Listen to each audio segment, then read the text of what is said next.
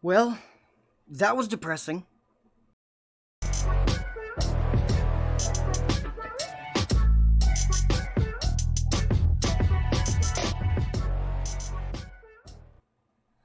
The movie Blonde. I've been looking forward to this for a while because I love Andrew Dominic. He made the Jesse James movie. Fantastic. He makes beautiful movies. Killing Me Softly was also well directed. I was looking forward to this. And Anya de Armas? Come on. Come on. What can you not say about her? She's fantastic. But this movie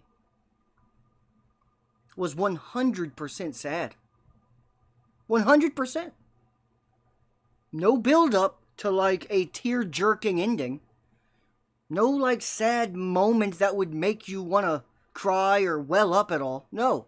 It was just started depressing, stayed depressing, and ended depressing. That was one tone the whole movie. One tone. A sad one. It showed... This movie was 2 hours and 48 minutes long. Too long to not show... Basically, we got 2.5 hours of depression in this. And negative shit. Out of 2 hours and 48 minutes. We got about 15 minutes of showing the good parts, the happiness. She smiled a lot in the movie. All it was like in fake smiling ways. Like in this movie, they never showed her actually be happy, really. Never. The entire way. And they portrayed her really, instead of as like a magnificent icon with a sad backstory and all these things in between. No. They basically portrayed her kind of as a damaged whore. Kind of. That's kind of the portrayal here. It's mind-boggling that you would do this. If this is how you're going to portray her, if this is the side of her life you're going to show for 100% of a almost 3-hour movie, don't make it. Just don't. This movie was very well made, directed beautifully. Anya and everyone in it. The acting, fantastic, except you can't get over it being Anya. You just don't. You just do not. You don't. I never felt like it was actually Marilyn. You just didn't. As hard as she tried to act, and she did a good job, but you could hear the hints of her accent at all times. If you've ever heard her actually talk, you can't erase it from this. Like, you can just hear her attempt to cover up her accent, and it just doesn't. You can just feel it. And the way she looks. Yeah, the blonde, the makeup, the way she dressed. She carried herself like Marilyn, but you see her and you still just see De Armas. You just do. Like, for example, like the Elvis movie. They might have been wise to pick a lesser known actor, because after about 15 minutes of watching the Elvis movie, I just saw fucking Elvis the rest of the movie. Didn't even think about the actor. Same thing with Bohemian Rhapsody.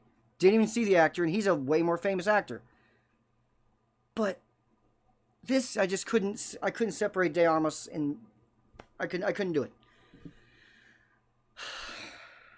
But again, well made. If you guys want 3 hours of, again, I don't even want to call it really sadness, because I like sad movies. There was just no build. There was no time to get happy for someone to watch it, then watch the demise. That's what usually happens. You show the upbringing of a person. The middle part's like the climb to greatness. You feel good for them, and then a catastrophic ending. And then you tear up, and you feel like shit. That's how the movie's supposed to go. This was one tone, and it was fucking almost unwatchably depressing. Because there was no payoff of... They didn't sprinkle in anything to keep you wanting to... No hope. There was no hope. The entire fucking movie. No shimmer of hope. None. Just Marilyn, her sexual activities, various ones.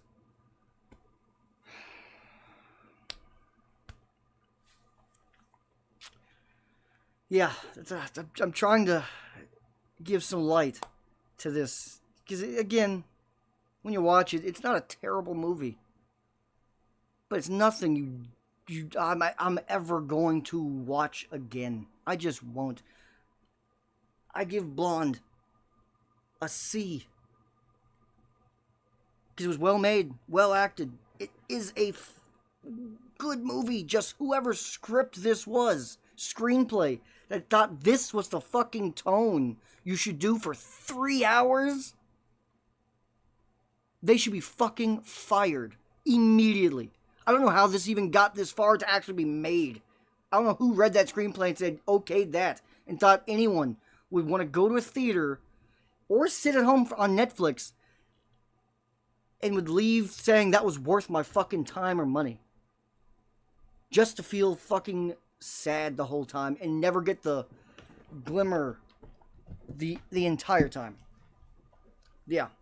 I don't know. Let me know what you guys think. If you've seen the movie, check it out on Netflix. Subscribe if you're new to the channel. So I'm like this. The whole movie was like that. You just watch it and you just sink down lower and lower and lower. You want to like cover your fucking eyes. Because you keep hoping that around the corner something will brighten up for her. Never. She's just sad, damaged, getting screwed over, kind of a whore, and just out of touch with reality, I guess. He was just kind of spiraling through madness. I think they wanted to make this kind of like The Black Swan with Natalie Portman. That had to be what they attempted here. Didn't work. Natalie Portman and The Black Swan gave you hope. There was a climb and then a catastrophic fall at the end. One note.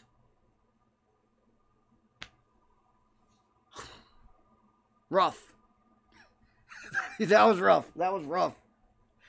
And again, not in a way like when you watch a good sad movie and you go, oof, that was tough to watch. Nope. Just fucking rough. Let me know what you guys think. Hit like anyway.